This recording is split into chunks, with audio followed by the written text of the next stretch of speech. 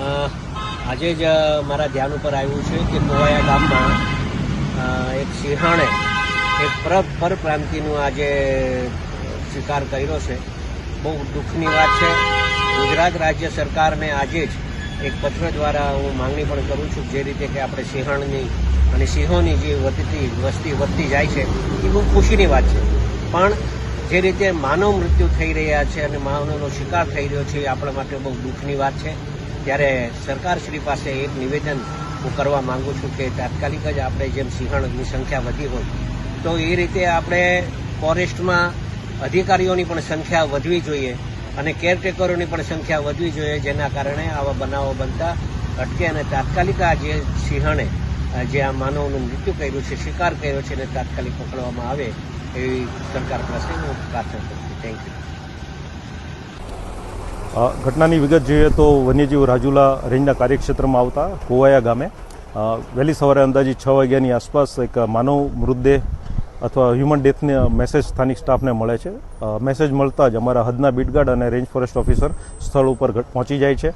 ઘટનાની ગંભીરતાને ધ્યાને લઈને સ્થાનિક પોલીસ વિભાગને જાણ કરવામાં આવે છે અને આ ઘટના પ્રાઇમા ફેસી વન્ય પ્રાણીને કારણે થઈ હોય એવું ધ્યાને રાખીને આજુબાજુના વિસ્તારમાં જે વન્ય પ્રાણી છે એમનું લોકેશન કરવામાં આવે છે. લોકેશન કરીને બને એટલું જલ્દી એમનું રેસ્ક્યુ કરવા માટે અમારા વેટરનરી ઓફિસરની ટીમ આવી જાય છે અને સ્થાનિક સ્ટાફ અને વેટરનરી ઓફિસર મળીને એનું રેસ્ક્યુ ઓપરેશન કરે છે. તો ગણતરીના કલાકોમાં જ જે સસ્પેક્ટેડ એનિમલ છે, જે ગ્રુપ છે, એમાંથી એક એનિમલનું અત્યારે રેસ્ક્યુ પણ થઈ ગયું છે. આ ઘટના થયા બાદ હું ગામ લોકોને અથવા નાગરિકોને ખાસ એક અપીલ કરવા માગીશ કે રાજુલા જાફરાબાદનો વિસ્તાર છે, જે વન્ય પ્રાણી સિંહનો અવર જવરવાળો વિસ્તાર છે. પીપાવાવ પોર્ટમાં પણ અવર જવર થતી હોય છે. સાથે સાથે માનવ વસાહત પણ એટલી જ છે. બહારથી આવતા પરપ્રાંતીય માણસો પણ એટલા છે. તો જ્યારે પણ આવી કોઈ અવર જવર જોવા મળે છે, ઓડ ટાઈમે અવર જવર જોવા મળે છે, તો અમારો એક ટોલ ફ્રી નંબર છે 1926, એના ઉપર જો જાણ કરશો તો વન વિભાગની સ્થાનિક ટીમ તાત્કાલિક સ્થળ ઉપર પહોંચી જશે, જેનાથી આવું માનવ વન્ય પ્રાણીના ઘર્ષણવાળી કોઈ પણ ઘટના આપણે નિવારી શકીએ. કેમ કે જેટલા આપણે જાગૃત હશું તેટલી જ આવી ઘટનાઓ નિવારી શકીશું.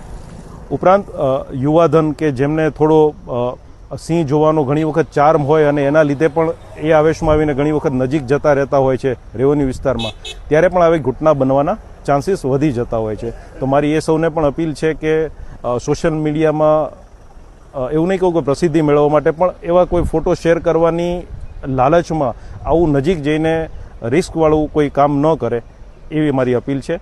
વત્તા આ જેટલા અવાવરું વિસ્તાર છે કે જ્યાં જો મોડી સાંજે નીકળવાનું થાય તો ટોર્ચ અથવા લાકડી કે એવું લઈને નીકળશે તો સેફટી વધારે રહેશે.